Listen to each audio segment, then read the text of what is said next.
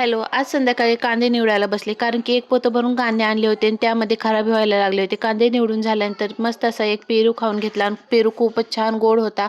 अशा कलरचे पेरू खूपच गोड निघतात. त्यानंतर ही पोट काही गप्प बसले नाही, त्यामुळं फ्रेंच फ्राईज बनवले. पिल्लूलाही खूप दिवस झालं फ्रेंच फ्राईज बोलत होती, त्यामुळं फ्रेंच फ्राईज बनवले आणि खायला घेतले.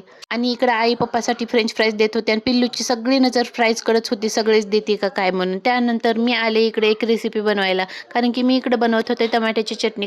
तेलामध्ये जिरे, मोहरी, लसूण आणि कांदा फ्राय करून घेतला. त्यानंतर त्यामध्ये टमाटे टाकले आणि मसाले टाकून घेतले. गरम मसाला, काळा मसाला, हळदी पावडर, धनिया पावडर आणि मीठ टाकून सगळं व्यवस्थित तेल सुटेपर्यंत मिक्स करून घेतले.